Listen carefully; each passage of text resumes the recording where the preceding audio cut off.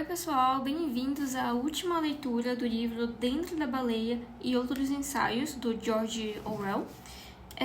Antes de começar a leitura do ensaio Semanário de Meninos, eu vim aqui só dar um aviso de que eu vou estar... Esse vai ser a última leitura por algumas semanas, porque provavelmente só vou lançar a próxima leitura, não sei de qual livro ainda, no dia 6, porque nesse período, antes do dia 6, eu vou estar viajando, né, antes de 6 de outubro. Então, a partir de 6 de outubro, eu vou estar trazendo aqui a nova leitura. Então, por enquanto, a gente vai ficar sem. Então, vamos lá, a leitura da página, a partir da página 179, a leitura do ensaio Semanário de Meninos. Nunca se vai muito longe em nenhum bairro pobre de qualquer cidade grande sem encontrar uma lojinha de jornaleiros. A aparência geral dessas lojinhas é sempre parecida: cartazes do Daily Mail e do News of the World. Uma vitrine apertada com potes de doces e maços de players e um interior escuro cheirando a balas de alcaçuz. E enfeitado do chão ao teto com jornais de 2 pence vergonhosamente mal impressos. A maioria com ilustrações sensacionalistas em 3 cores de capa. Exceto pelos jornais matutinos e vespertinos, o estoque dessas lojinhas mal repete o das lojas anteriores. Sua principal linha de produto é o semanário de 2 pence. Não sei o que é pence que ele está falando. Sua principal linha de produtos é o semanário de 2 pence e a quantidade e a variedade são quase inacreditáveis. Cada passatempo e atividade de lazer, pássaros de gaiola, arabescos, mercenários, apicultura, pombos-correios, mágicas caseiras, filatélia, xadrez, tem ao menos um jornal dedicado a ele, e geralmente mais de um. Jardinagem e criação de gado devem ter ao menos 20. Depois vêm os jornais de esporte ou de rádios, as histórias em quadrinhos para crianças, os de recortar, como Titbits, o amplo escopo dos jornais dedicados ao cinema e todos mais ou menos explorando as pernas feministas, os vários jornais de negócios, Peraí que eu não entendi nada. Vamos lá de novo. Depois vem os jornais de esportes, os de rádio, as histórias em quadrinhos para crianças, os de recortar, como o Titbits, o amplo escopo dos jornais dedicados ao cinema e todos mais ou menos explorando as pernas femininas, os vários jornais de negócios, os jornais femininos, Oracle Secrets, Peg Paper, etc. Os jornais de trabalhos manuais com agulhas, tão numerosos que só para exibi-los seria necessária uma vitrine inteira. E além disso, a longa série de Young Mags, histórias de luta, de ação, contos de faroeste, etc. Revistas desbotadas, importadas da América e vendidas a 2 pence e meio ou 3. Então pence é o valor, né? Vendidas a 2 pence e meio ou 3. E os periódicos propriamente ditos se fundem a novelas de 4 pence, Aldine, Boxing Novels, Boys Friends Library, School Girls on Library e muitas outras. Provavelmente, o sortimento dessas lojinhas é o melhor indicador disponível do que a massa dos ingleses realmente sente e pensa. Com certeza, nada tão revelador existe sobre a forma documentária. Romances campeões de venda, por exemplo, revelam muita coisa, mas o romance é dirigido quase exclusivamente a pessoas acima do nível de 4 libras esterlinas por semana. Os filmes são provavelmente um guia pouco confiável para o gosto popular, porque a indústria cinematográfica é virtualmente um monopólio, o que significa que ela não é nem um pouco obrigada a estudar de perto o seu público. O mesmo se aplica, em alguma medida, aos jornais diários e, acima de tudo, ao rádio. Mas isso não se aplica ao semanário de pequena circulação e tema especializado. Jornais como Exchange and Mart Por exemplo, o Cage Birds, Oracle, Prediction, Matrimonial Times, só existem porque existe uma demanda clara por eles e refletem a mente de seus leitores de um modo como um grande diário nacional, com uma circulação de milhões, nunca poderia refletir. Estou tratando aqui de um único tipo de jornal, os semanários de 2 pence para meninos, descritos frequentemente e imprecisamente como de horror barato. No momento, caem escritamente nessa categoria 10 jornais, o Gem, Magnet, Modern Boy, Triumph e Champion. Todos de propriedade... deixa eu botar aqui... todos de propriedade da Amalgamated Press, e o Wizard, Rover, Skipper, Hotspur e Adventure, todos da DC Thompson & Co. Qual é a circulação desses jornais? Eu não sei.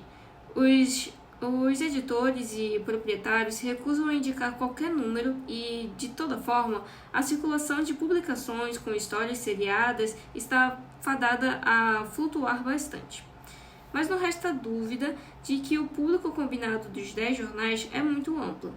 Eles estão à venda em todas as cidades da Inglaterra, e quase todos os meninos que leem passam pela fase de ler um ou mais entre eles. O Gem e o Magnet, os mais antigos desses jornais, são um tipo diferente dos outros e claramente perdem um pouco de popularidade ao longo dos últimos anos. Perderam um pouco de popularidade ao longo dos últimos anos. Atualmente, uma boa parte dos meninos os considera antiquados e lentos. Apesar disso, quero abordá-los em primeiro lugar porque são psicologicamente mais interessantes do que os demais e porque sua mera sobrevivência até os anos de 1930 é um fenômeno bastante surpreendente. O Gem e o Magnet são jornais irmãos, personagens de um com frequência aparecem no outro, e ambos foram fundados há mais de 30 anos. Naquela época, junto com o Crumbs e o velho B.O.B., eram jornais líderes para meninos e continuaram dominantes até bem recentemente. Cada um traz, a cada semana, uma história ficcional juvenil de 15.000 ou 20.000 palavras. Completa em si mesma, mas em geral mais ou menos relacionada à da semana anterior. O Gem, um complemento da semana anterior. O Gem, em complemento a essa história, traz um ou mais aventuras seriadas. Fora isso, os 2 jornais são tão parecidos que podem ser tratados como um só, embora o Magnet tenha sido sempre o mais conhecido dos 2, provavelmente por ter um personagem de primeira categoria na figura do menino gordo Billy Bunter. As histórias tratam de que pretende ser a vida em uma escola particular. E as escolas Greyfriars no Magnet e St. Gem no Gem são representadas como instituições antigas e respeitáveis, como Elton ou Winchester. Todos os personagens principais são quase quartanistas de 14 ou 15 anos. Meninos mais velhos ou mais novos são só aparecendo em papéis muito pequenos. Como Sexton Blake e Nelson Gee, esses meninos continuam semana após semana e ano após ano sem nunca envelhecer. Ocasionalmente, um menino novo chega ou a um personagem sem importância sai. Muito ocasionalmente, um personagem novo chega ou um personagem sem importância sai. Mas, de qualquer forma, nos últimos 25 anos o elenco mal sofreu alguma alteração. Todos os personagens importantes nos 2 jornais, Bob, Cherry, Tom, Mary, Henry, Wharton, Johnny, Bull, Bill Bunter e o restante, estavam em Greyfriars ou em St. Gem, muito antes da Primeira Guerra, exatamente em Greyfriars, exatamente com a mesma idade de hoje em dia, vivendo o mesmo tipo de aventuras e conversando quase exatamente no mesmo dialeto. E não apenas os personagens, mas toda a atmosfera, tanto do Jean quanto do Magnet, foi preservada, inalterada, em parte por meio de uma elaboração e estilização. Nossa, gente, perdoa, tô lendo tudo errado, mas é isso. As histórias do Magnet são assinadas por Frank Richards e as do Jean por Martin Clifford. Mas uma série que dura 30 anos dificilmente poderia ser o trabalho da mesma pessoa toda semana. Aí tem uma nota sobre isso, a nota é 1945. Isto está incorreto. Essas histórias foram escritas ao longo de todo o período por Frank Richards e Martin Clifford, que são a mesma e única pessoa. Ver artigos do Orson, maio de 1940, e Summer Pie, verão de 1944. Então ele está falando aqui que, na verdade, foi sim escrita por essas mesmas pessoas durante todo esse tempo. Consequentemente, elas precisam ser escritas em um estilo que seja facilmente imitável. Um estilo extraordinário, artificial, repetitivo, muito diferente de qualquer coisa existente na atual literatura inglesa. Alguns excertos servirão para ilustrar. Aqui está um tirado de Magnet. Lamúria. Cala a boca, Bunter. Lamúria. Calar a boca não era muito o estilo de Billy Bunter. Ele raramente se calava, apesar de sempre lhe pedirem que se calasse. No terrível momento presente, o gordo coruja de Greyfriars estava menos inclinado do que nunca a se calar. E ele não se calou. Ele lamentou e continuou lamentando. Mesmo resmungar não expressava totalmente os sentimentos de Bunter. Seus sentimentos eram, na verdade, inexprimíveis. Havia 6 deles encrencados. Só um dos 6 fazia sons de angústia e lamento. Mas aquele William George Bunter, fazia o suficiente pelo grupo todo e mais um pouco. Harry Champton e companhia, formavam um grupo enraivecido e preocupado. Eles foram despejados e abandonados, roubados, esfolados e ensapados, etc, etc, etc. E aqui um trecho do Jean.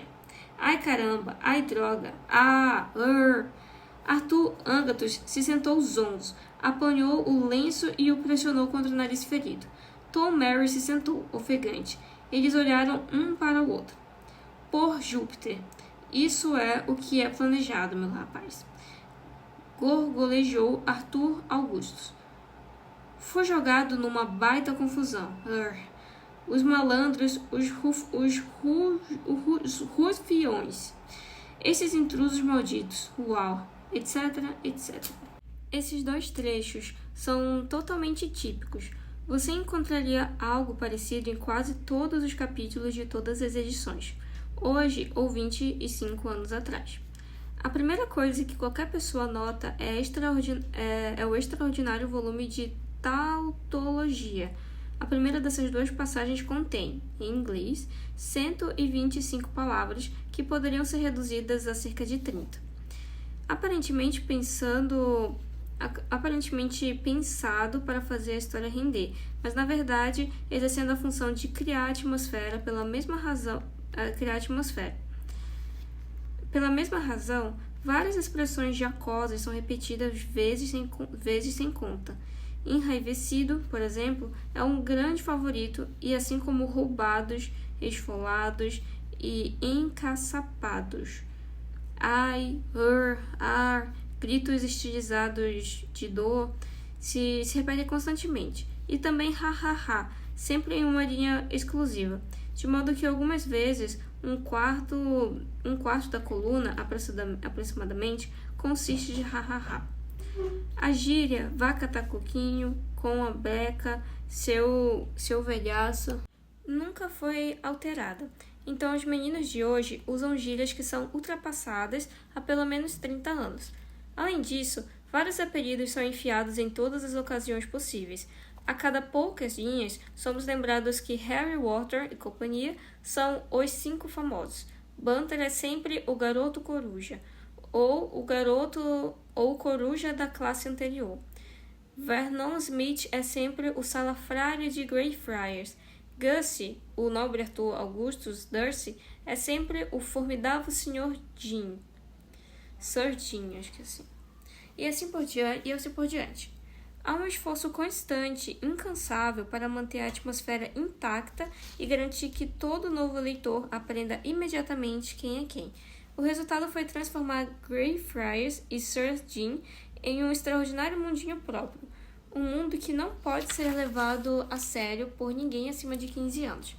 Mas, de qualquer forma, não é esquecido facilmente pela deterioração da técnica de Dickens. Uma série de personagens estereotipados foi construída, em diversos casos com bastante sucesso.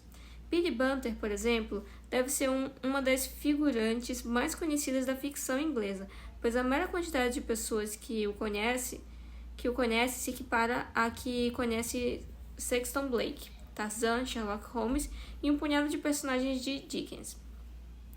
É desnecessário dizer que essas histórias são fantasticamente diferentes da vida em uma escola particular real.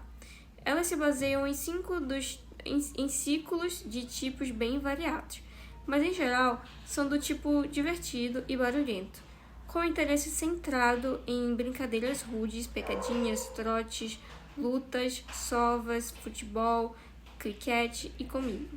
Uma história recorrente é aquela em que um menino é acusado de algum malfeito cometido por outro e é nobre demais para revelar a verdade.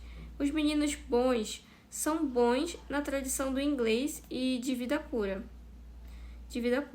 Eles se esforçam, lavam atrás da orelha, nunca golpeiam abaixo da cintura, etc, etc. E como contraponto, há uma série de meninos maus, Hack, Croc, Luder e outros, cuja maldade consiste em fazer apostas, fumar e frequentar bares. Todos esses meninos estão constantemente à beira da expulsão. Porém, uma expulsão de fato significa uma mudança no elenco. Nunca algum deles é flagrado cometendo algo realmente sério. Roubo, por exemplo, mal existe como tema. Sexo é um tabu completo, especialmente na forma sob a qual de fato surge em escolas particulares. De vez em quando, meninas entram nas histórias e, muito raramente, há algo que se aproxima de um leve flerte, mas é inteiramente em espírito de brincadeira saudável. Um menino e uma menina se divertem andando juntos de bicicleta, isso é o máximo a que se chega. Beijar, por exemplo, seria considerado piegas. Mesmo os meninos maus são presumidamente assexuados. Quando o Gem e o Magnet foram lançados, é provável que tenha havido uma intenção de liberdade. É provável que tenha havido uma intenção deliberada de eliminar a atmosfera repleta de culpa e sexo que permeava tanto da literatura anterior dirigida a meninos. Nos anos 1890, o Boys on Paper, por exemplo, costumava ter a seção de cartas cheias de avisos aterradores contra a masturbação. E livros como Sir Winfred e Tom Brown's Schooldays eram carregados de sentimentos homossexuais, embora, sem dúvida, seus autores não estivessem plenamente cientes disso. No Gem e no Magnet, sexo simplesmente não existe como problema. A religião também é um tabu. Nos 30 anos de produção dos dois jornais, a palavra Deus provavelmente não aparece, exceto em Deus Salve o Rei. No entanto, sempre existiu uma pressão muito grande por temperança. Beber e, por associação, fumar são considerados infames, mesmo entre adultos. Sombrio é a palavra mais comum. Mas, ao mesmo tempo, como algo irresistivelmente fascinante, uma espécie de substituto para o sexo. Em sua atmosfera moral, Gem e Magnet têm muito em comum com o movimento escotista, que começou mais ou menos na mesma época. Toda a literatura desse tipo é parcialmente plágio. Sexton Blake, por exemplo, começou bastante claramente como uma imitação de Sherlock Holmes, e ainda se parece bastante com ele. Blake tem o rosto de falcão, mora em Baker Street, fuma desbragadamente e põe o hobby quando precisa refletir. O Gem e Magnet provavelmente devem algo aos antigos autores de ficção juvenil, que estavam no auge quando eles começaram. Gump, Haddad, Desmond Coke e os outros. mas eles devem mais aos modelos do século XIX. Na medida em que Greyfriars e Sardine se parecem com escolas reais, estão muito mais próximas de Tom Brown e Rugby do que de uma escola particular moderna. Nenhuma delas tem, por exemplo, treinamento para oficiais do exército. Os jogos não são obrigatórios e os meninos têm permissão até para vestir as roupas que quiserem. Mas, sem dúvida, a principal fonte desses jornais é Stalk e Companhia. Aí tem uma nota aqui. Stalk e Companhia, livro de J.R. Kipling sobre um internato para adolescentes, publicado em 1899. Este livro teve uma influência enorme sobre a literatura para meninas, e é um daqueles que tem uma espécie de reputação tradicional entre pessoas que nunca viram um exemplar dele. Mais de uma vez, em seminários para meninos, eu encontrei referências a Stalk e Companhia, em que a palavra estava grafada Stork. Até o nome principal, o professor cômico de Greyfriars e o Sr. Prout, é tirado de Stalk e Companhia. Assim começam muitas das expressões: caçoada, levemente bêbado, leviano, troço, peleja, a troca de plurais por singulares, todas já antiquadas, mesmo quando o Jam e o Magnet começaram. Há também traços de origens mais antigas. O nome Greyfriars foi provavelmente tirado de Thackeray e Gosling, o porteiro da escola em Magnet. Fala em uma imitação do dialeto de Dickens. Com tudo isso, o suposto glamour da vida em uma escola particular é exibido com força total. A toda a parafernália habitual, castigo em salas trancadas, chamadas, disputa entre turmas, trote em calouros, B10, o chá aconchegante junto à lareira, etc. E uma referência constante à velha escola, às velhas pedras cinzentas. Ambas as escolas foram fundadas no século XVI. O espírito de equipe dos homens de Greyfriars, o apelo ao enobismo é totalmente descarado. Cada escola tem um ou dois meninos cujos títulos são constantemente esfregados no rosto do leitor. Outros meninos têm nomes de conhecidas famílias aristocráticas. Talbot, Manners, Slaughter. Somos incansavelmente lembrados que Gus é o nobre, Arthur A.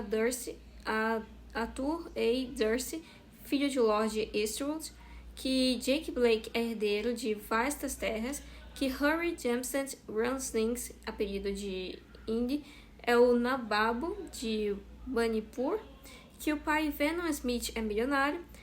Até recentemente, as ilustrações em ambos os jornais mostravam que os meninos em roupas que imitavam as de Eton. Nos últimos anos, Greyfriars mudou para jaquetas e calças de flanela, mas Sardine ainda mantém o casaco de Eton, e Gussie se apega à sua cartola. Na revista da escola, que toda semana aparece como parte do Magnet, Henry Wharton escreve um artigo debatendo o dinheiro miúdo recebido pelos companheiros da turma anterior, e revela que alguns receberam até 5 libras por semana. Este tipo de coisa é um estímulo perfeitamente deliberado à fantasia de riqueza. E aqui vale a pena mencionar algo deveras curioso, que é o fato de a história da escola ser uma coisa peculiar à Inglaterra. Até onde eu sei, existem raríssimas histórias sobre escolas em línguas estrangeiras. A razão, obviamente, é que na Inglaterra a educação é principalmente uma questão de status. A linha que mais claramente divide a pequena burguesia da classe trabalhadora é que a primeira paga por sua educação, e dentro da burguesia há outro hiato intransponível entre a escola particular de elite e outras escolas particulares. É evidente que existem dezenas de milhares de pessoas para quem cada detalhe da vida em uma escola particular é elitista, é muitíssimo emocionante e romântico. Acontece que essas pessoas estão fora do mundo místico dos pátios quadrangulares e das edificações coloridas, mas podem ansiar por eles, devanear com eles, viver ali mentalmente durante horas seguidas. A pergunta é: quem são essas pessoas? Quem leu Jam e o Magnet? É óbvio que nunca se pode ter certeza sobre esse tipo de coisa. Só o que posso afirmar a partir da minha observação pessoal é o seguinte: Meninos que provavelmente irão para escolas de elite, em geral, leem o Jam e o Magnet, mas quase sempre suspendem a leitura quando têm por volta de 12 anos. Eles podem prosseguir por mais um ano por força do hábito, mas a essa altura já deixaram de levar os jornais a sério. Em contrapartida, meninos de escolas particulares baratas, escolas pensadas para pessoas que não podem pagar por uma escola de elite, mas que consideram as escolas públicas inferiores, continuam a ler ambos por muitos anos e mais.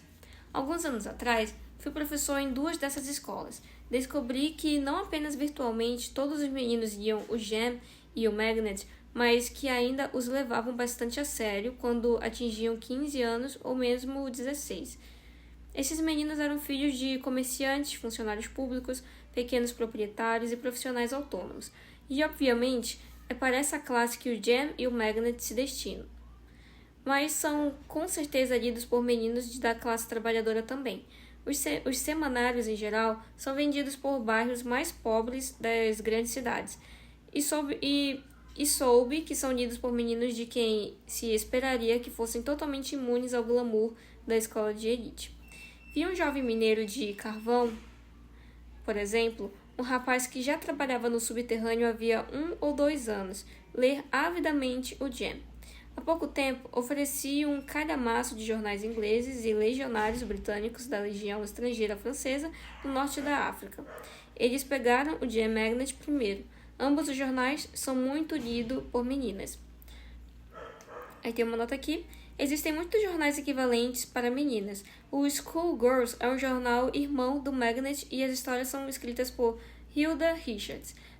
Os personagens são, em certa medida, intercambiáveis. Bessie Bunter, irmã de Billy Bunter, aparece no School Girls.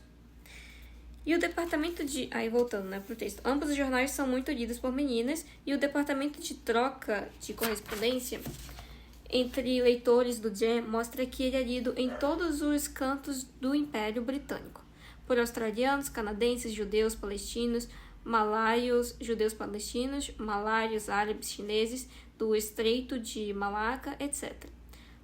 Os editores claramente esperam que os leitores tenham por volta de 14 anos, e os anúncios, chocolate ao leite, selos postais, pistolas de água, cura para ruborização, mágicas caseiras, pó de mico, o anel de pinipan que enfia uma agulha na mão do seu amigo, enfim, indicam, grosso modo, a mesma idade.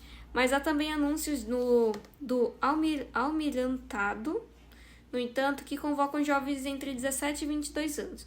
E não resta dúvida de que esses jornais também são lidos por adultos. É bastante comum que leitores escrevam ao editor dizendo que leram todas as edições do Jam ou do Magnet nos últimos 30 anos. Aqui está, por exemplo, a carta de uma senhora em Salisbury. Posso dizer de seus esplêndidos contos de Harry Warren e companhia, de Greyfriars, que eles nunca falham em atingir um alto nível. Sem dúvida, são as melhores histórias do tipo no mercado atualmente, e isso é dizer muito. Elas parecem colocar o leitor face a face com a natureza.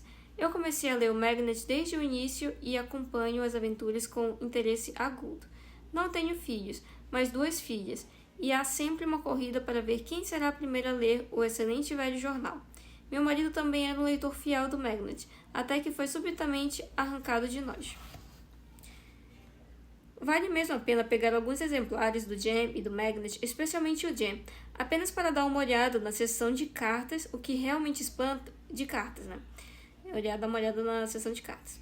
O que realmente espanta é o imenso interesse com que os mais ínfimos detalhes da vida de Greyfriars e Sir Jim são acompanhados. Aqui estão como exemplos algumas perguntas enviadas por leitores. Qual a idade de Dirk Hollins? Há quanto tempo Sir Jim existe? Vocês podem me dar uma lista do Shell e seus alunos? Quanto custou o monóculo de Darcy? Como é que sujeitos como o Crook estão na turma intermediária e rapazes decentes como você próprio estão apenas no 4º ano? Quais são as 3 principais obrigações do representante de classe? Quem é o professor de química do Sir Jim? De uma menina. Onde se localiza o Sir Jim? Vocês poderiam me dizer como chegar lá, já que eu adoraria ver o edifício? Vocês meninos são só impostores, como eu acho que são. Fica claro que muitos dos meninos e meninas que escrevem essas cartas estão vivendo uma vida totalmente fantasiosa.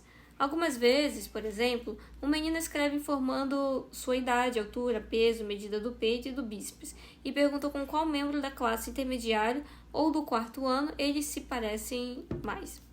O pedido por uma lista dos alunos da turma intermediária com um relato preciso de quantos estudam em qual é muito frequente.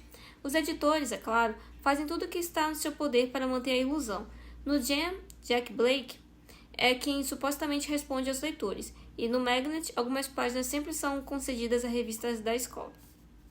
A Greyfriars Herald, editada por Harry Wharton.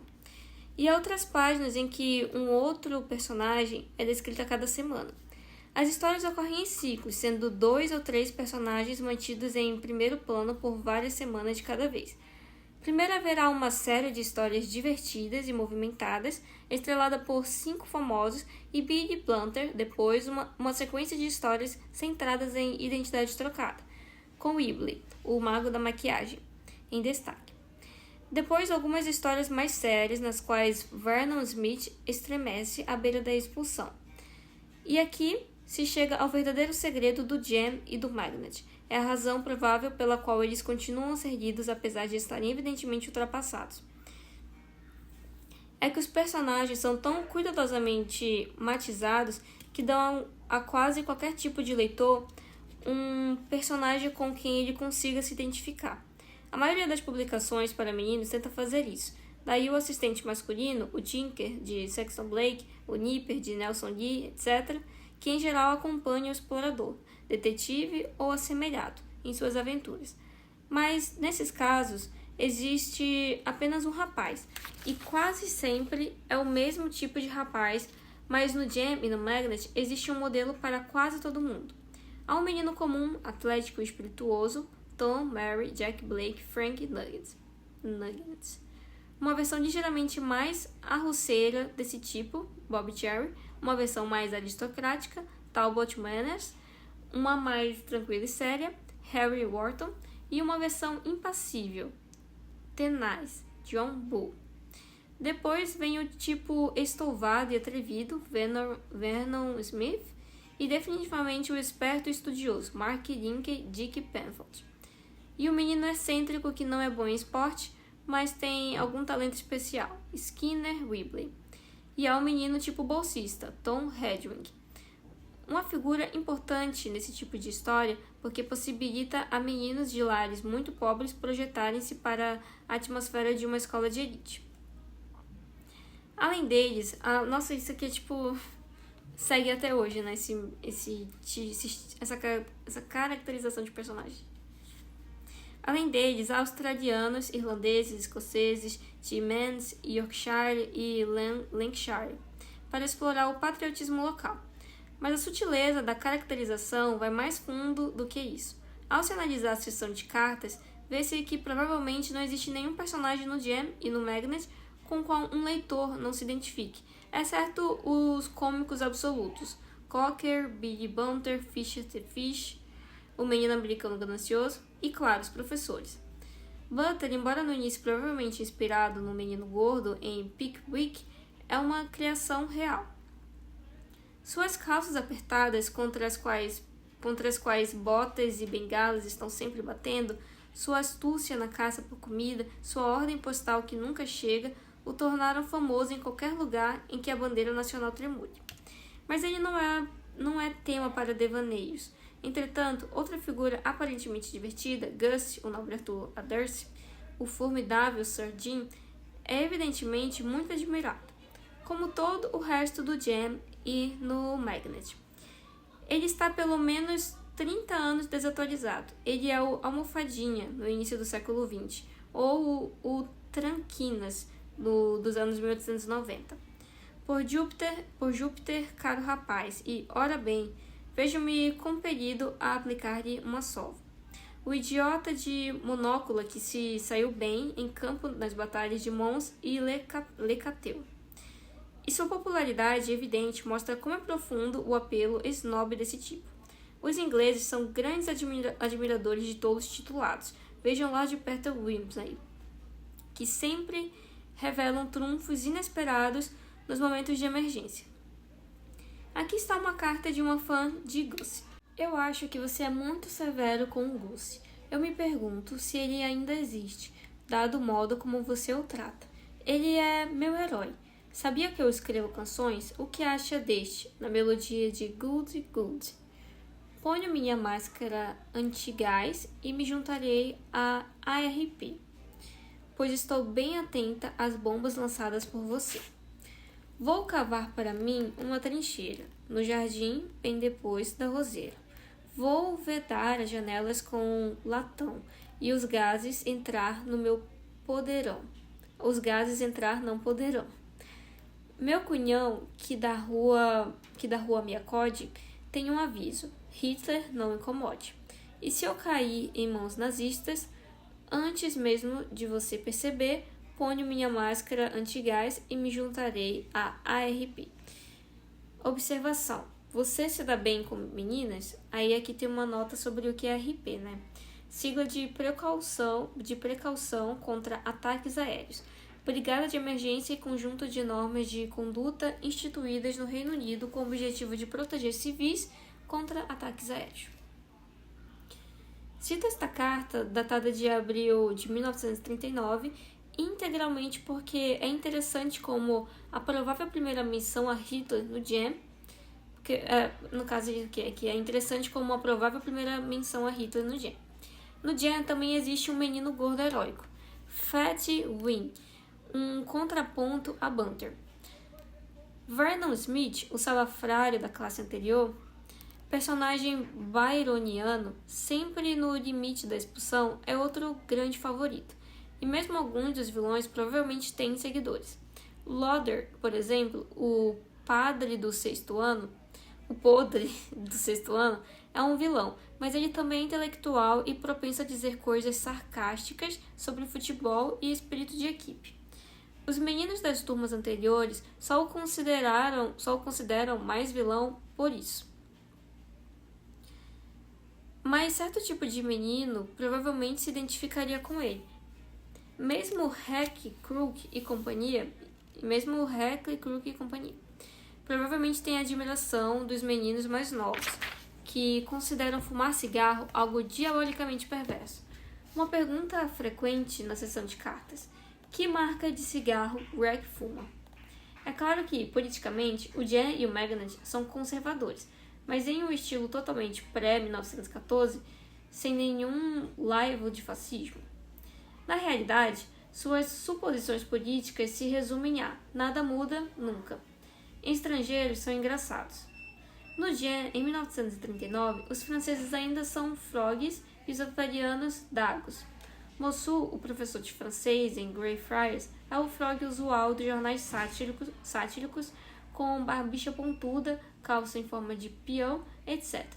Ink, o menino indiano, embora seja um rajá, portanto, tenha um apelo snob, é também um senhor hindu na tradição da revista Punch. Alterações não são travessuras apropriadas, meu estimado Bob, disse Ink. Deixe que os cães se regozijem com latidos e mordidas. Todavia, a reação branda é superior, pois cão que late não morde. Como bem observado, o ditado inglês. Fisher the Fish é o Yankee à moda antiga. Uau, creio que... etc. Que remota a um período de ciúme anglo-americano. Wun Lung, o menino chinês, ele anda sumido ultimamente, sem dúvida porque alguns leitores do Magnet são chineses do Estreito.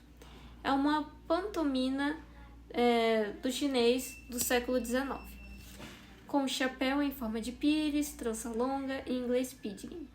Todo o tempo, o pressuposto é não apenas que estrangeiros são cômicos e foram postos lá como alvo para nosso riso, mas que eles podem ser classificados praticamente da mesma forma que insetos. É por isso que, em todos os jornais para meninos, não apenas no Jam e no Magnet, um chinês é invariavelmente retratado com trança. É por meio dela que você o reconhece, com o cavanhaque do francês ou o realejo do italiano. Em jornais desse tipo, às vezes acontece de, sendo o cenário de uma história, um país estrangeiro, haver uma tentativa de descrever os nativos como seres humanos individuais, mas como regra presume-se que os estrangeiros de qualquer raça são todos parecidos e vão se ajustar mais ou menos exatamente aos seguintes padrões. Francês, irritável, usa barba, gesticula loucamente. Espanhol, mexicano, etc., sinistro, traiçoeiro. Árabe, afegão, etc., sinistro e traiçoeiro.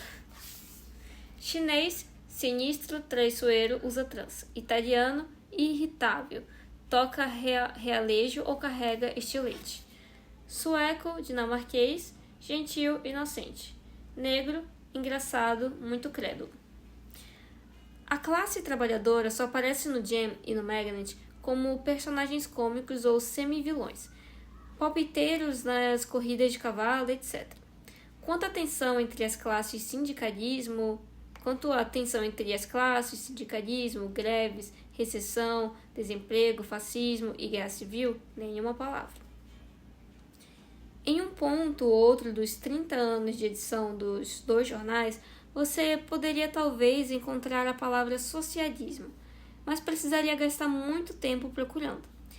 Se a Revolução Russa não é referida em lugar nenhum, ela será indiretamente pela palavra bolche, indicando uma pessoa de hábitos violentamente desagradáveis. Hitler e os nazistas mal estão começando a surgir no tipo de referência que citei antes. A crise de setembro de 1938 provocou impressão suficiente para gerar uma história em que o Sr. Vernon Smith, o pai milionário do salafrário, lucrou a partir do pânico generalizado ao comprar casas de campo para revendê-las a fugitivos da crise. Mas isso é provavelmente o mais perto que o Jam e o Magnet vão chegar de reconhecer a situação da Europa. Até o início efetivo da guerra. Aí tem uma nota sobre isso. Isto foi escrito alguns meses antes da eclosão da guerra. Até o fim de setembro de 1939, nenhuma menção à guerra apareceu em nenhum dos jornais. Isso não significa que essas publicações sejam antipatrióticas. Muito pelo contrário. Ao longo de toda a Primeira Guerra Mundial, o Jam e o Magnet foram talvez os jornais mais consistentes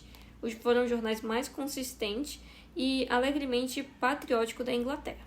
Quase toda semana, os meninos capturavam um espião ou empurravam um objetor de consciência para o exército. E durante o período de racionamento, como a menos pão, foi impresso em letras grandes em cada página. Mas seu patriotismo não tem absolutamente nada a ver com a política do poder ou com questões ideológicas. Está mais próximo da lealdade familiar e, de fato, oferece uma pista valiosa quanto à atitude das pessoas comuns, especialmente o grande e intocado grupo de classe média e de classe operária em melhor situação. Essas pessoas são patrióticas até os ossos, mas não sentem que o que acontece em países estrangeiros seja de sua conta. Quando a Inglaterra está ameaçada, correm automaticamente para defendê-la, mas entre uma ameaça e outra não estão interessadas.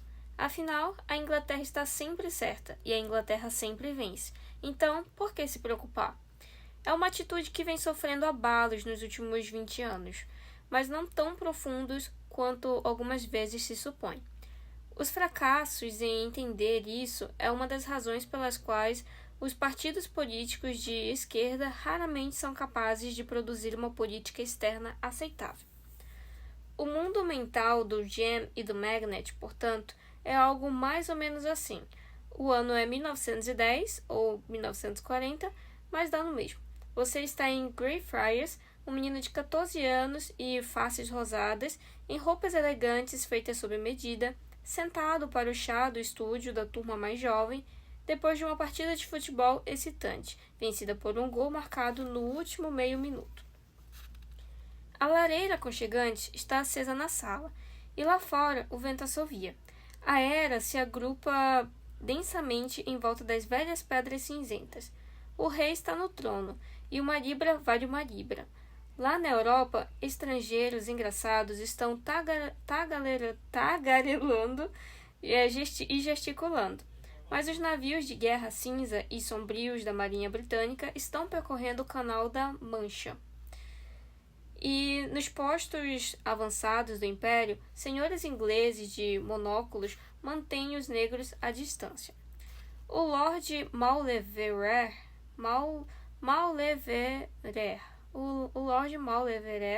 conseguiu mais uma cédula de 5, e nós estamos nos preparando para mais um tremendo lanche de salsicha, sardinhas, biscoito, carne em conserva, geleia e bolinhos. Depois do chá, vamos nos sentar no estúdio junto à lareira e dar boas risadas com Billy Bunter e combinar a composição do time para a partida da próxima semana contra Rookwood. Tudo é seguro, sólido e inquestionável. Tudo continuará igual para todo sempre. Essa, aproximadamente, é a atmosfera. Mas agora mude do Jam a do Magnet, para os jornais mais atuais que surgiram desde a Grande Guerra. A coisa verdadeiramente significativa é que eles têm pontos em comum com o Jam e o Magnet, do que pontos de diferença. Mas será melhor comentar as diferenças primeiro. Há 8 desses novos jornais: Modern Boy, Triumph, Champion, Wizard, Rover, Skipper, Hotspur e Adventure. Todos eles apareceram depois da Grande Guerra, mas exceto pelo Modern Boy, nenhum tem menos de 5 anos de existência. 2 jornais que também devem ser mencionados brevemente aqui, embora não sejam rigorosamente do mesmo tipo dos outros, são Detective Weekly e Thriller, ambos propriedade da Amalgamated Press. O Detective Weekly encapou Sexton Blake. Ambos admitem certo nível de interesse sexual em suas histórias e, apesar de certamente lidas por meninos, não se dirigem exclusivamente a eles. Todos os demais são pura e simplesmente jornais para meninos e são suficientemente parecidos para serem avaliados juntos. Não parece haver nenhuma diferença perceptível entre os publicados pela Thomson e os que saem pela Amalgamated Press.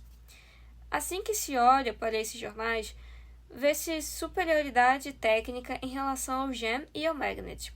Para começar, eles têm a grande vantagem de não serem escritos integralmente por uma pessoa só, em vez de uma história comprida e completa. O número de Wizard ou de Hotspurs consiste em meia dúzia ou mais de histórias seriadas, e nenhuma delas continua para sempre. Em consequência, há muito mais variedade, muito menos enrolação e nada da estilização e dos xistes cansativos do Jam e do Magnet. Vejamos, por exemplo, estes 2 excertos. Aí está escrito aqui: Billy Bunter gemeu. 1/4 de horas havia passado, das 2 horas extras de aula de francês atribuídas a Bunter. Em 1/4 de hora havia apenas 15 minutos, mas cada um daqueles minutos parecia estranhamente longos a Bunter. Eles pareciam rastejar como lesmas cansadas. Olhando para o relógio na sala de aula número 10, o gordo coruja mal podia crer que apenas 15 minutos tinham se passado. Pareciam mais 15 horas, se não 15 dias.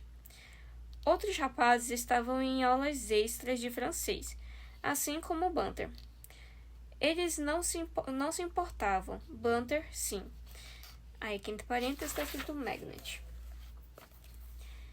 Depois de uma escalada terrível, a cada pessoa da subida, abrindo no gelo fofo, apoios onde encaixar as mãos, o sargento Lionheart Logan da polícia montada real estava agora agarrando uma mosca humana a encostar do penhasco gelado, tão liso e traiçoeiro quanto um painel de vidro gigante.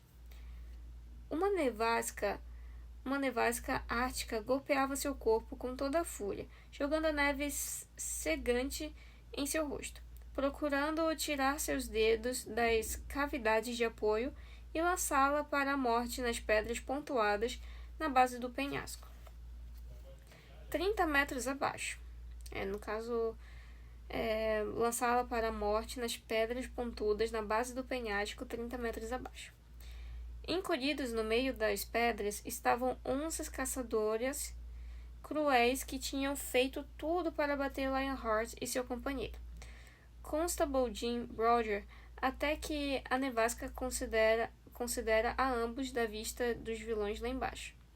Escondera, né? Errado. Até que a nevasca escondera a ambos da vista dos vilões lá embaixo. Aí aqui ele encerra essa citação. O segundo excerto o leva um pouco adiante na história. O primeiro usa 100 palavras para lhe contar que Bunter está de castigo.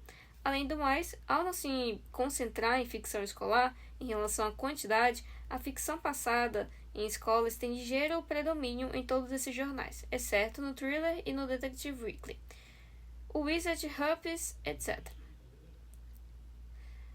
Eu vou ver aqui. Além do mais, ao se concentrar em ficção escolar, o Wizard Hitspur, etc., tem muito mais oportunidades para sensacionalismo.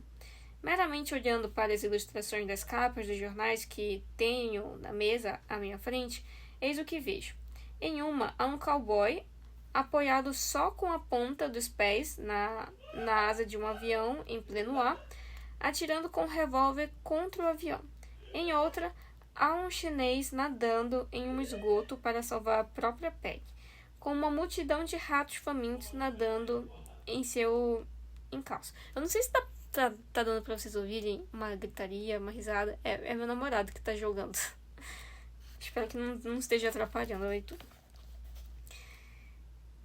Em uma terceira capa, um mecânico está acendendo uma banana de dinamite enquanto um robô de aço o persegue com suas garras.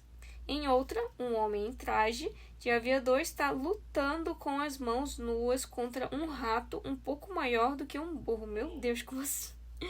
Na seguinte, um homem quase nu, com músculos incrivelmente desenvolvidos, acaba de agarrar um leão pela cauda e atirá-lo rodopiando a 30 metros de distância por cima do muro da arena, com as palavras: "Pegue de volta seu maldito leão." Claramente, nenhuma história de escola pode competir com esse tipo de coisa. De tempos em tempos, o prédio da escola pode pegar fogo, ou o professor de francês pode acabar se revelando chefe de uma gangue anarquista internacional, mas, de modo geral, o interesse precisa concentrar-se em cricket, rivalidades entre turmas, trotes, etc. Não há muito espaço para bombas, raios mortais, submetralhadoras, aviões, cavalos selvagens, polvos, ursos pardos ou gangsters. A análise de uma grande quantidade desses jornais mostra que, deixando de lado as histórias de escolas, os assuntos favoritos são Oeste Selvagem, Norte Congelado, Legião Estrangeira, crimes, sempre do ponto de vista do detetive, a Grande Guerra, Força Aérea, Serviço Secreto, não infantaria, o tema de Tarzan, sob variadas formas, futebol profissional, futebol profissional, exploração dos trópicos, romance histórico, Robin Hood, Cavaliers e Roundheads, tem uma nota sobre isso. Durante a Guerra Civil Inglesa, 1642 a 1651, Cavaliers eram os defensores da monarquia. Roundheads eram os defensores do parlamento. Então é tipo um dark romance, digamos assim, enemy to lovers. E também sobre temas de invenção científica. O Oeste Selvagem ainda lidera pelo menos como o cenário, embora os peles vermelhas pareçam estar desaparecendo. O único tema realmente novo é o científico.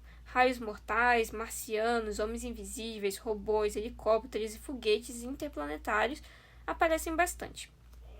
Aqui e ali são até mesmo rumores distantes sobre psicoterapia e glândulas endócrinas, enquanto Jam e o Magnet deveriam de Dickens e Kipling, Wizard, Champion, Modern Boy, etc. Devem muito a H.G. Wells, que, mais do que Júlio Verne, é o pai da ficção científica.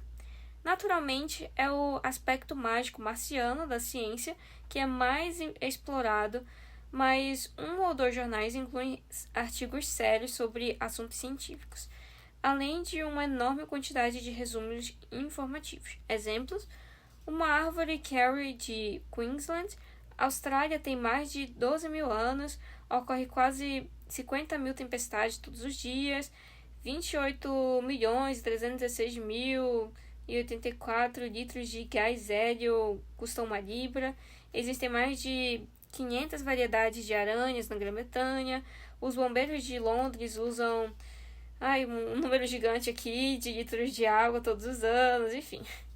Há um notável avanço na curiosidade intelectual e, em geral, na exigência feita à atenção do leitor. Na prática, o Jam, o Magnet e os jornais do pós-guerra são liderados basicamente pelo mesmo público, mas a idade mental almejada parece ter subido 1 ou 2 anos, uma evolução provavelmente correspondente à melhora na educação elementar desde 1909. A outra coisa que surgiu nos jornais pós-guerra dirigido a meninos, embora nem de perto na extensão que seria de esperar, é a adoração aos valentões e o culto à violência. Quando se comparam o Jam e o Magnet a jornais autenticamente modernos, o que imediatamente chama atenção é a ausência do princípio do líder. Não existe um personagem central dominante. Em seu lugar, existem 15 ou 20 personagens, todos em relativa condição de igualdade, com quem diferentes tipos de leitor podem identificar-se. Em jornais mais modernos, normalmente não é assim. Em vez de se identificar com um estudante mais ou menos de sua idade, o leitor de Skipper, Hotspur, etc., é levado a se identificar com um agente da FBI, um membro da Legião Estrangeira, com alguma variação de Tarzan, um ar dos ares, um grande espião, um Ais do Ares, um grande espião, um explorador, um pugilista, de qualquer forma, com um personagem único e todo-poderoso que domina todos ao redor e cujo método habitual de resolver qualquer problema é desferir um soco no queixo.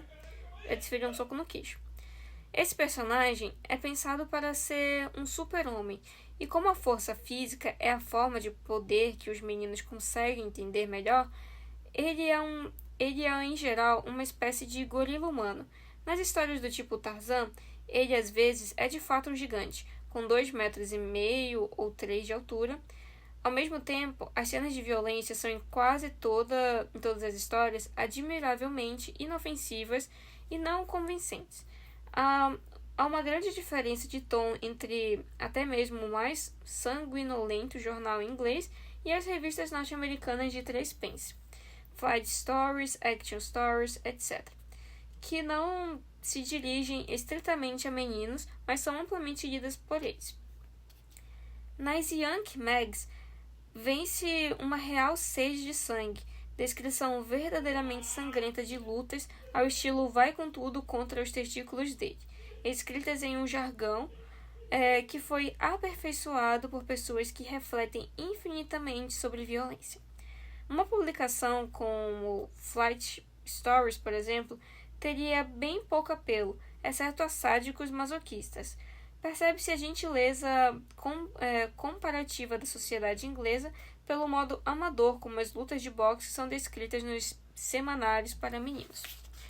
Não existe um vocabulário especializado. Veja esses 4 excertos dos ingleses, 2 ingleses e 2 americanos.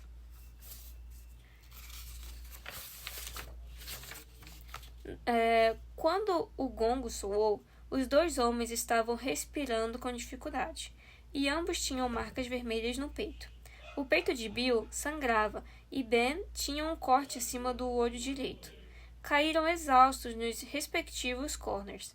Mas, quando o gongo soou de novo, levantaram-se com agilidade e partiram como tigres um contra o outro. Aí eu vou ler o segundo excerto. Ele entrou, esse que eu li agora foi o do Rover, que eu acho que é uma revista. Agora eu vou ler da revista Fight Stories. Ele entrou impassível e esmagou meu rosto como se empunhasse um bastão. Sangue esguichou e eu recuei nos calcanhares. Mas reagi e soltei uma de direita abaixo do coração. Outra de direita arrasou a boca já ferida de Ben e cuspiu fragmentos de um dente. Ele cravou um do meu lado esquerdo. Agora eu vou ler o do Wizard. Era impressionante observar Black Panther em ação. Seus músculos ondulavam e deslizavam sob a pele escura. Toda a potência e graça de um gato gigante estava em seu ataque ágil e terrível. Ele desferiu golpes a uma velocidade estonteante para um camarada tão grande. Em um instante, Ben estava apenas bloqueando com as luvas o melhor que conseguia. Ben era um verdadeiro mestre da defesa. Tinha muitas vitórias incríveis atrás de si. Mas a direita e a esquerda do negro entravam por aberturas que dificilmente outro lutador teria encontrado. Agora eu vou ler da Fight Stories. Golpes arrasadores que concentravam peso de sequoias tombando sobre o machado, arremessavam os corpos dos dois pesos pesados enquanto eles trocavam socos. Observe como trechos americanos parecem ter mais conhecimento de causa. Eles são escritos por devotos dos rings. Os outros não são. Fora isso, é necessário enfatizar que esse nível, o código moral dos jornais ingleses para meninos, é muito decente. Agora eu estou na dúvida de qual que é o americano. Eu entendo que o do americano vai ser o mais, né, tipo, sanguinário, que eu acho que foi o segundo. Deixa eu só ver aqui. A revista norte-americana de 3 pens. Flight Stories, Action Stories. Tá falando que a Flight Stories... A da Flight Story foi a segunda e a quarta que eu li aqui. É Flight Stories. É a segunda e a quarta. Realmente a segunda é que ele fala que cuspiu fragmentos de um dente, ele cravou um dente no meu lado esquerdo e tal. E a outra foi golpes arrasadores que concentravam peso de não sei o que. Enfim, esse último eu não achei tão pesado, mas o segundo eu achei. Eu acho que esse... E esse é o do... né? É o outro. O crime e a desonestidade nunca são elevados à admiração. Não há nada do cinismo nem da corrupção das histórias americanas de gangster. As enormes vendas das Yankees Mags na Inglaterra demonstram que existe demanda para esse tipo de coisa. Deixa eu ver se tem uma aqui da Yankees. Não tem. Mas bem poucos escritores ingleses parecem capazes de produzi-la. Quando o ódio a Hitler se tornou um sentimento majoritário na América, foi interessante observar como prontamente o antifascismo foi adaptado para usos pornográficos pelos editores da Yankee Mags. Como assim, mano? Enfim, né? Uma revista que tenho à minha frente é dedicada a uma história longa e completa. Quando o inferno chegou à América, na qual agentes de um ditador europeu louco e sanguinário tentam conquistar os Estados Unidos com raios mortais e aviões invisíveis. Existe o mais explícito apelo ao sadismo, cenas em que os nazistas amarram bombas às costas de mulheres e as lançam das alturas para observá-las explodirem no ar, e outros em que eles amarram moças nuas pelo cabelo e as perfuram com facas para fazê-las dançar. O editor faz comentários solenes a respeito e usa isso como apelo em favor de mais restrições contra imigrantes. Em outra palavra da mesma publicação, a vida das coristas de Rothschild revela todos os segredos íntimos e os passatempos fascinantes das famosas dançarinas da Broadway Rothschild. Nada é omitido. Preço 10C. Acho que é tipo, não sei qual que é o valor. Como amar 10C. Anel com foto embutida 25C. Decalques de nus safadas. Por fora do vidro você vê uma moça linda vestida inocentemente. Vire e olhe através do vidro e, quanta diferença. Conjunto de 3 decalques por 25C, etc, etc. Não há nada parecido com isso em nenhum jornal inglês passível de ser lido por meninos, mas o processo de americanização continua ainda assim. O ideal americano, o homem másculo, o sujeito durão, o gorila que resolve tudo socando todo mundo no queixo, agora aparecem provavelmente na maioria dos jornais para meninos. Em uma história seriada, saindo agora no Skipper, ele é sempre retratado de modo ameaçador, balançando um cacetete de borracha.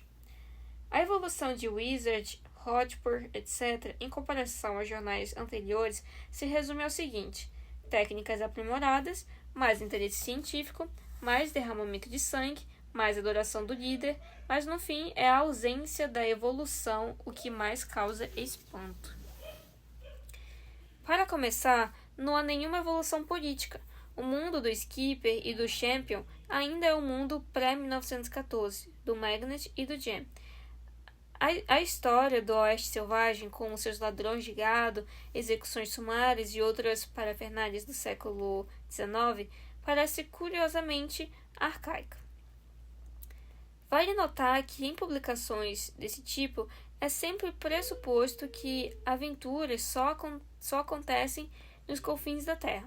Florestas tropicais, vastidões do Ártico, desertos africanos, pradarias do Oeste, antros de ópio chineses, em qualquer lugar, na verdade, exceto aqueles em que as coisas realmente acontecem.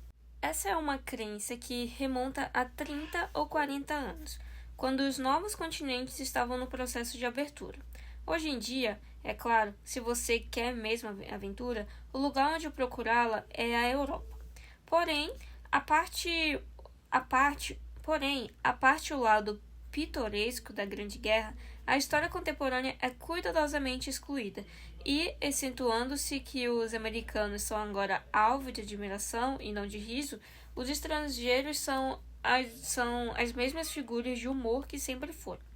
Se um personagem chinês aparece, ele ainda é o contrabandista de ópio sinistro e de trança retratado por Sax Homer. Aí tem uma nota aqui sobre ele. Mais conhecido como Sax Homer, 1833-1959, foi o romancista inglês que criou o personagem Dr. Fu Manchu, gênio do crime. Não há nenhuma indicação que as coisas tenham se alterado na China desde 1912. Nenhuma indicação de haver uma guerra em andamento lá, por exemplo. Se um espanhol aparece, ele ainda será um dago ou um greaser, que enrola cigarros e esfaqueia pessoas pelas costas.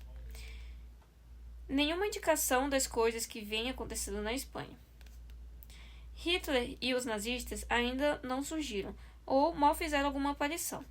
Haverá bastante sobre eles dentro em breve, mas será um ponto de vista estritamente patriótico, Grã-Bretanha versus Alemanha, com o real significado da batalha mantido fora de vista tanto quanto possível.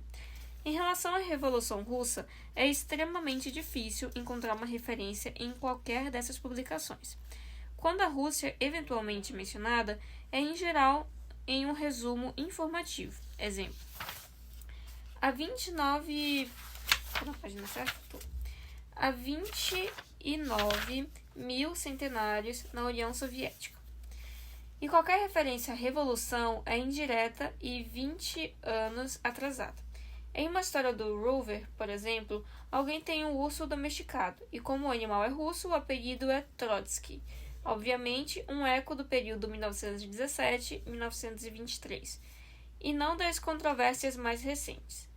O relógio parou em 1910. A Grã-Bretanha domina os mares e ninguém ouviu falar da crise financeira, bombas, desempregos, ditaduras, expurgos, nem campos de concentração.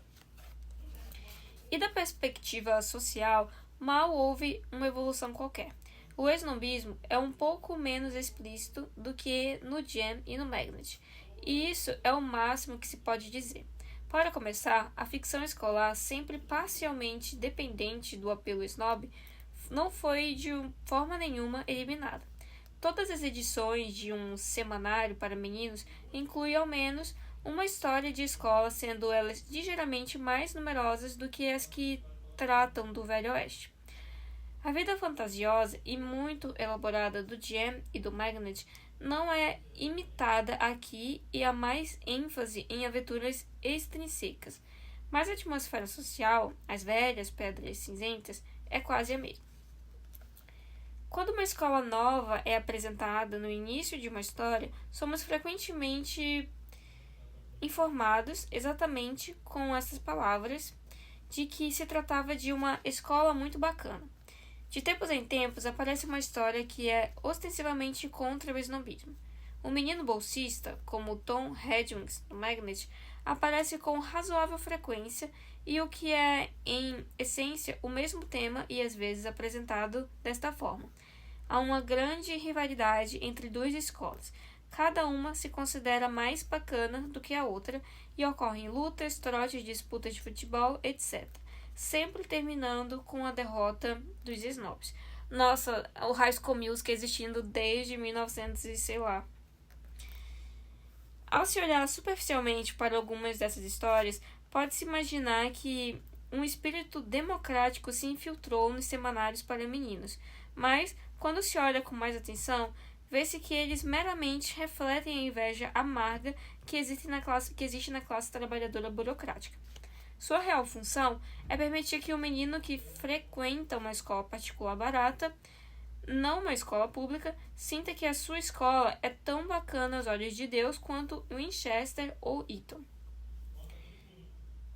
O sentimento de lealdade escolar, nós somos melhores do que os sujeitos da rua de baixo, uma coisa quase desconhecida das classes trabalhadoras reais, ainda é preservado.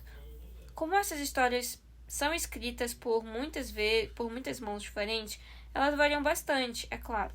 Algumas são razoavelmente livres do snobismo, em outras o dinheiro e os títulos são explorados ainda mais descaradamente do que no Jam e no Magnet. Em uma que vi, a maioria dos meninos citados era nobre. Quando personagens da classe trabalhadora aparecem, em geral, são ou alvo de riso, piadas sobre vagabundos, condenados, etc., ou como lutadores de boxe, acrobatas, cowboys, jogadores profissionais de futebol e legionários. Em outras palavras, aventureiros. Os fatos da vida da classe trabalhadora não são encantadores. Aliás, uma vida de trabalho de qualquer tipo. Calma aí que eu acho que eu li errado.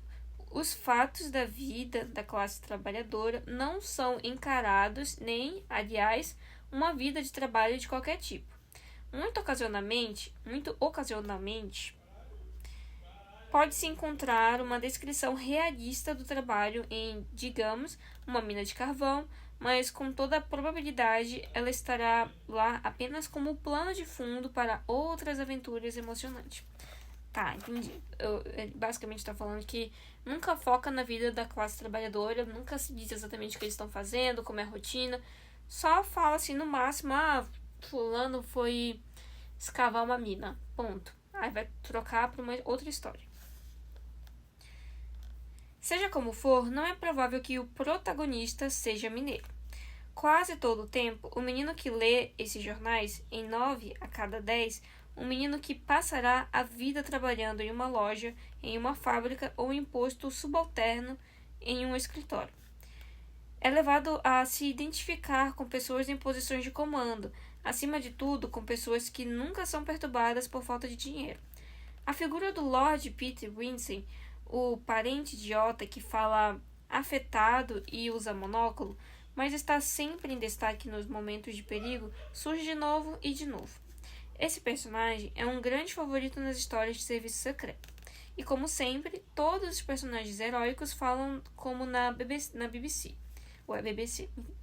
Eles podem falar como escoceses, ou irlandeses, ou americanos, mas nenhum em papel de destaque jamais pronuncia um H.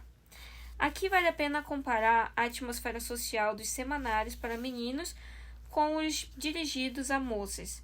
o Oracle e o Family Star. Family Star e o Peg Papers, etc. Os jornais femininos são dirigidos a um público mais velho e lidos em sua maior parte por moças que trabalham para viver. Em consequência, são na superfície muito mais realista. Pressupõe-se, por exemplo, que quase todo mundo tenha de morar em uma cidade grande e trabalhar em um emprego mais ou menos enfadonho. Sexo, bem longe de ser um tabu, é o assunto. Os contos completos, característica especial dessas publicações são em geral o tipo raiou o dia. A heroína escapa por um triz de perder o rapaz para uma rival, ou o rapaz fica sem trabalho e precisa adiar o casamento, mas logo encontra um emprego melhor. A fantasia da troca de bebês, uma menina criada em um lar pobre, é na verdade filha de pais ricos, é outro clássico. Quando o sensacionalismo entra em cena, geralmente nas histórias seriadas, surge a partir de tipos mais domésticos de crime, como bigamia, falsificação ou às vezes assassinato. Nada de marcianos, raios mortais ou gangues anarquistas internacionais. Seja como for, esses jornais estão buscando credibilidade e têm um vínculo com a vida real em sessão de cartas, onde problemas genuínos são debatidos. A coluna de aconselhamento de Ruby M. Ayers no Oracle, por exemplo, é extremamente sensata e bem escrita. Mesmo assim, o mundo do Oracle's Peg Papers é um mundo de pura fantasia. É a mesma fantasia o tempo inteiro. Fingir ser mais rico do que se é. A principal impressão que se tem de quase toda a história nesses jornais é de um refinamento assustador e opressivo. Ostensivamente, os personagens são pessoas de classe trabalhadora, mas seus costumes, o interior de suas casas, suas roupas, opiniões e, acima de tudo, seu discurso são completamente de classe média.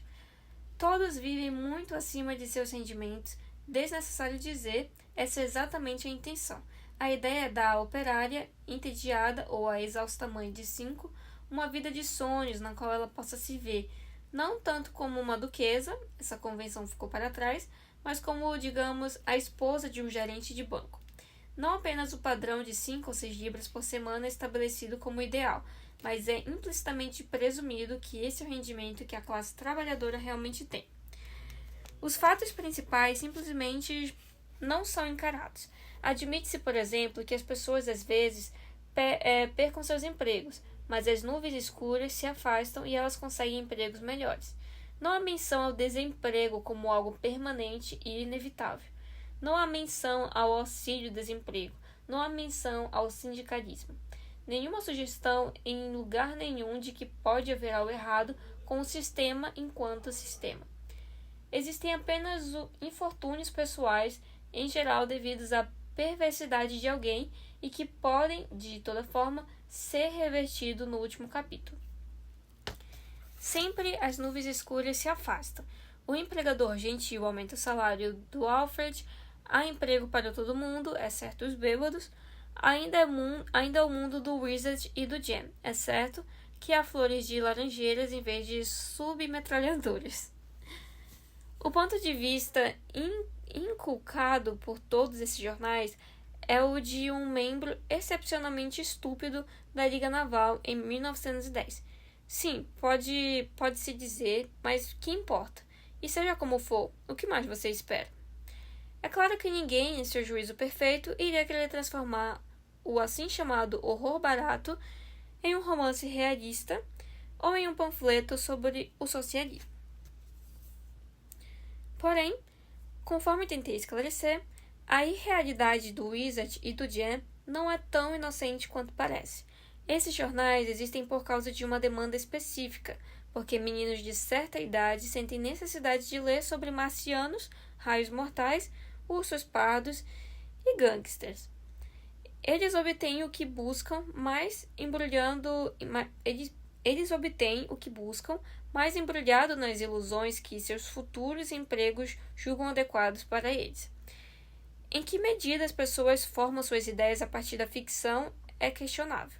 Pessoalmente, acredito que a maioria é influenciada, muito mais do que admite, por romances, histórias seriadas, filmes e assim por diante. E que, desse ponto de vista, os piores livros são com frequência os mais importantes, porque, em geral, são os que são lidos mais cedo na vida. É provável que muitas pessoas que se consideram extremamente sofisticadas e avançadas estejam, na verdade, carregando pela vida fora um pano de fundo imaginativo adquirido na infância a partir de, por exemplo, Swepper e Ian Hay. Aí tem uma nota. Pseudônimo do autor britânico Herman Cyril McNeill, 1838-1937. Isso, Swepper. Pseudônimo do autor britânico John Hay Bates, 1876-1952. Isso, o Ian Hay. Se for mesmo assim, os semanários de 2 pence para meninos são da maior importância. Aqui está o que é lido entre os 12 e os 18 anos por uma parcela enorme, talvez a maioria, dos meninos ingleses, incluindo muitos que jamais lerão qualquer outra coisa além dos jornais noticiosos. E com isso, eles estão absorvendo um conjunto de crenças que seria considerado inapelavelmente antiquado no escritório central do Partido Conservador. Tanto melhor por ser feito indiretamente, vem sendo injetado neles convicções de que os maiores problemas do nosso tempo não existem. Que não há nada de errado com o capitalismo laissez-faire, que estrangeiros são cômicos desimportantes e que o Império Britânico é uma espécie de empreitada caritativa que vai durar para sempre. Considerando que são os proprietários dessas publicações, é difícil acreditar que isso seja sem intenção. Dos 12 jornais que venho tratando, isto é, 12 incluindo o Thrillers e o Detective Weekly, 7 pertencem à Amalgamated Press, que é um dos maiores conglomerados de imprensa do mundo e controla mais de 100 jornais. O Gen e o Magnet, portanto, estão intimamente ligados ao Daily Telegraph e ao Financial Times. Isso, por si só, bastaria para levantar certas suspeitas. Mesmo que não fosse óbvio que as histórias dos semanários de meninos são politicamente examinadas, então parece que, se você tem necessidade de uma vida de fantasia, na qual viaje a Marte e enfrente leões de mãos desarmadas, e qual menino não tem, só vai conseguir isso ao se render mentalmente a pessoas como Lord Camrose, pois não existe concorrência. Considerados todos esses jornais, as diferenças são mínimas, e nesse nível não existem outros. Isso levanta a pergunta: por que não existe algo como um jornal de esquerda para meninos? À primeira vista, essa ideia meramente causa enjoo. É tão horrivelmente fácil imaginar como um jornal de esquerda para meninos seria se existisse algum. Eu me lembro de, em 1920 ou 1921, algum otimista distribuindo panfletos comunistas entre um grupo de meninos em idade escolar. O que eu percebi era do tipo perguntas e respostas. Um menino comunista pode ser escoteiro, camarada? Não, camarada. Por que, camarada? Porque, camarada, um escoteiro precisa saudar a bandeira britânica, que é um símbolo da tirania e da opressão. Agora, suponha que, neste momento, alguém lançasse uma publicação de esquerda intencionalmente dirigida a meninas de 12 ou 14 anos.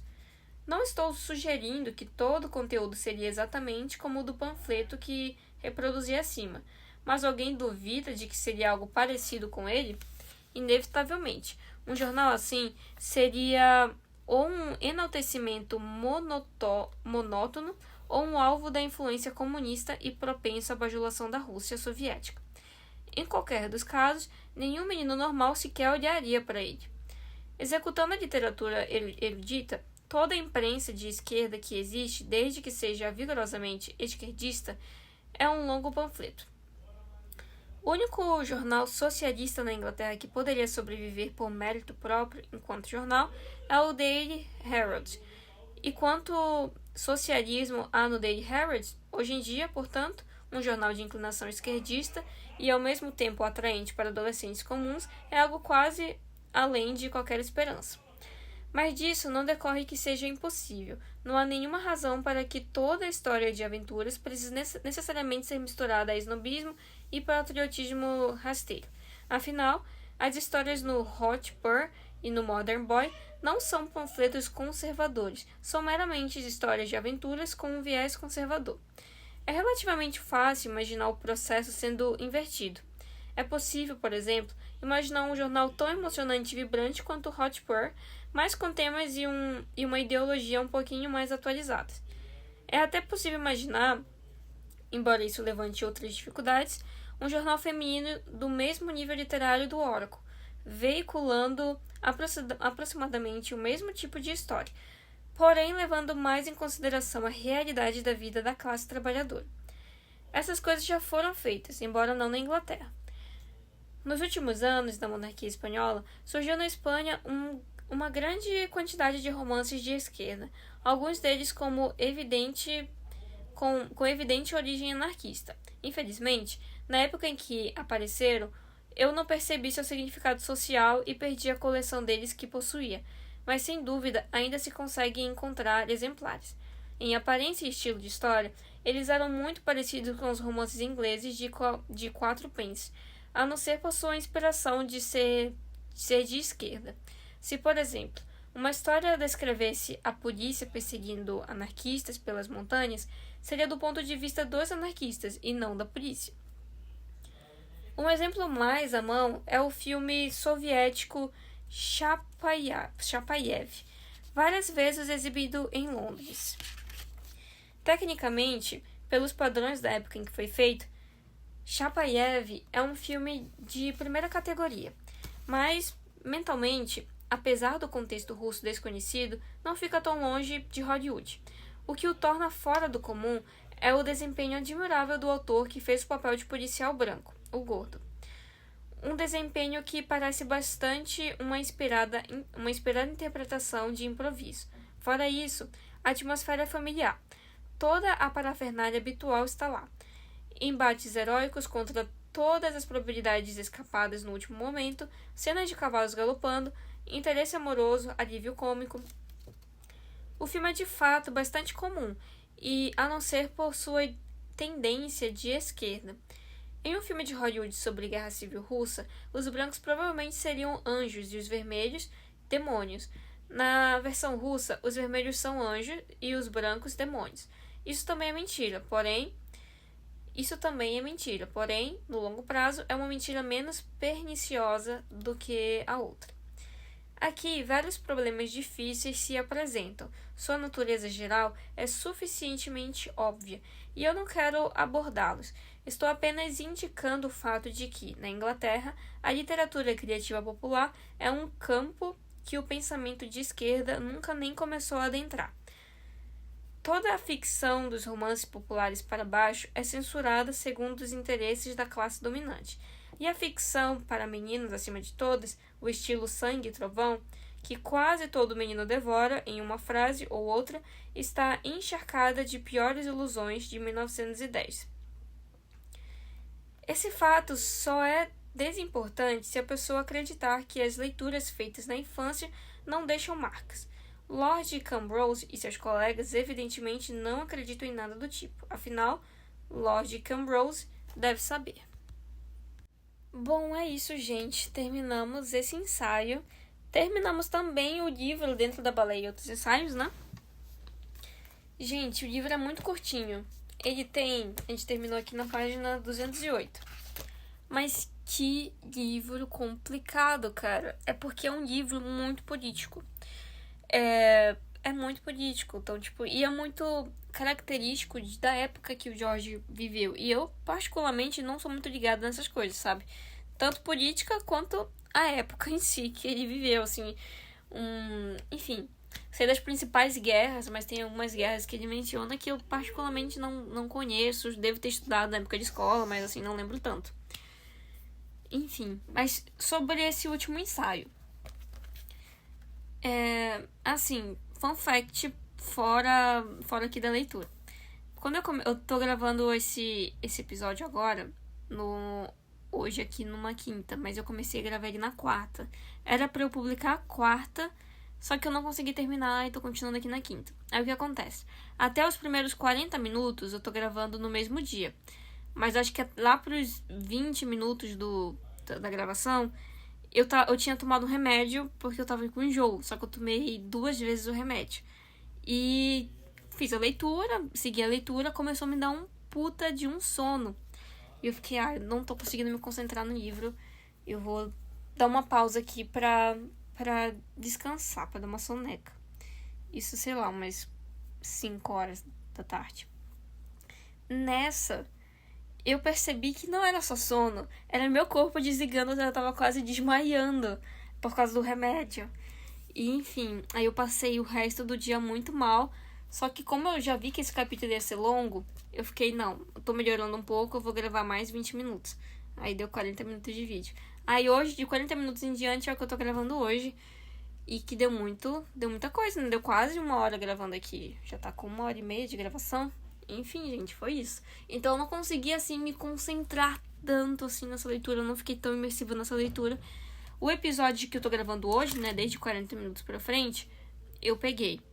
Então eu acho que fez muito, assim, de 40 minutos pra trás, assim, falar muito sobre o que acontece nesse Jen, nesse Magnet. Eu interpretei isso, tipo, como se fosse uma história em quadrinhos. Só que eu acredito que, obviamente, não era em quadrinhos pra época, né? Tinha, provavelmente, uma ilustração da capa, como se fosse, assim, a capa do livro, né? E o textinho dentro dela. Que eu acho que são textos curtos pra cada lançamento, né? Mas, enfim, o que eu entendi vai muito do que a gente ouviu em outro ensaio dele, que ele fala, não tem como se abster da política. A política tá em todo canto, a política tá em todo lugar. E então, obviamente, o George Orwell ia ver política nisso também. Ele tá falando de uma literatura que é lançada para adolescentes e adolescentes. E ele fala que a maioria das pessoas que leem isso são de uma classe média para pobre, né? Média para baixa. E que pessoas, assim, digamos que da elite, param de ler esse tipo de conteúdo com o tempo. E que nesse tipo de conteúdo é liderado, né? A maioria deles é liderada por esse homem, que ele comenta até aqui no final, que é esse Kim Rose, Lord Kim Rose, não sei. E ele fala que ele parece que é um líder, né, de uma indústria de jornalismo. E ele é um dos principais criadores de várias das revistinhas que... Não é chamado revistinha, mas eu vou chamar aqui de revistinha para pré-adolescentes e adolescentes. E todas essas histórias passam... quer dizer, ele falou que a maioria passam esse ar de político, assim, meio que por baixo dos panos, assim, meio que... Não tanto, mas tenta colocar no teu subconsciente aquilo, sabe? Que é, por exemplo, eles dizem que a história das garotas são... A maioria das meninas que leem são mulheres que trabalham para sobreviver e que elas são levadas a acreditar pela revista, né? Que existem mulheres que vão ser iguais a ela, que elas podem se identificar na história, que também trabalham para sobreviver. Porém, quando acontece alguma coisa e elas perdem o emprego, elas vão conseguir um emprego novo. Que o salário que essas personagens ganham é o suficiente para ela ter uma vida muito boa. E que a realidade não é isso, né?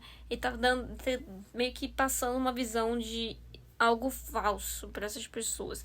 Se a gente for associar aqui hoje em dia, era como se um influencer tivesse dizendo, olha, essa maquiagem aqui é muito boa, essa comida aqui é muito boa, essa dieta aqui é muito boa, e no fim das contas é mentira, aquilo não é, entendeu? E só que pra quem tá assistindo vai acreditar, só que aí não vai ser uma verdade, entendeu? Eu acho que ele quer dizer isso em relação a essas histórias, né? Eu penso que, com certeza, obviamente, pode ter uma relação política com isso, pode, como ele falou, a política tá em todo canto. Mas eu acredito que as pessoas que leem isso, elas querem justamente isso, algo para fugir da realidade, né? Eles não querem, eu vou ler um quadrinho, digamos, né? Vou ler uma história, vou ler um quadrinho só para eu ver como é a política hoje. Não, eles querem ver o Tarzan, eles querem ver super-heróis, eles querem ver essas coisas. Crianças, a maioria das crianças, né, pelo menos hoje em dia, não se interessam por política, né? E ele quer que seja introduzida a política para as crianças desde muito cedo, através dessas revistas. Ou que, no caso, né, se for só uma visão de entretenimento, não inserir política enganosa, né? Que é, por exemplo, não existe desemprego. Se você sofreu um desemprego, logo você vai ganhar um emprego de volta. Ou então, vou levar vocês a acreditarem que o salário é tal. Eu não sei, o que vocês acham? Eu acredito muito na ficção. A gente gosta de consumir conteúdo assim, nossa, eu pelo menos adoro aqueles tipo doramas que aparecem em rios, sabe? Que é uma história muito absurda, muito, sei lá, sabe? Que é tipo assim, ai, nossa, fulano casou tá apaixonado por um homem pobre. Aí depois, revelação, mas ele não era pobre, ele era multimilionário, entendeu? Aí todo mundo humilhando ele porque ele era pobre, mas no final o plot da vez é que ele era multimilionário. Assim, a gente não acredita nessas histórias, mas é engraçado de assistir. É cômico, é uma coisa que te entretém, que prende tua atenção. E eu acho que a galera da época gostavam de ler essas revistinhas por conta disso. Enfim, gente, tô bem, não desmaiei. Achei o livro bem legal, assim, porque a gente conhece mais ainda do George Orwell. Eu já li alguns livros dele, então é legal, tipo, conhecer mais os pensamentos dele. Por exemplo, com esse livro eu percebi que ele é uma pessoa mais esquerdista, né? Enfim, entendo quase nada de política, gente, particularmente. Mas eu gostei bastante. Teve alguns ensaios que eu gostei muito, que foi o Mina Abaixo, o Abate de um Elefante. E é isso, eles foram assim meus favoritos, eu gostei bastante. E teve um que foi Política versus Literatura, uma análise de As Viagens de Gulliver. Deu pra abstrair muita coisa legal também, que me deu vontade de ler esse livro. E a Tolstói e o Bobo, que me deu vontade de ler mais Shakespeare, que eu não tinha lido ainda, mas já tava na minha lista de livros que eu quero ler. E Dentro da Baleia também, que foi o primeiro ensaio que ele trouxe o livro, até esqueci o nome. Nossa, qual que é o nome do livro que ele menciona? Trópico de Câncer. Achei. Trópico de Câncer, que me deu vontade de ler esse livro também. Enfim, gente, não vou estender muito. Já dei o recado no começo. Pode ser que eu fique uns dias aqui sem postar. Quando eu voltar de viagem, por volta do dia 6 de outubro, aí eu volto com algum livro novo aqui pro podcast. E é isso, pessoal. Muito obrigada. Tchau, tchau.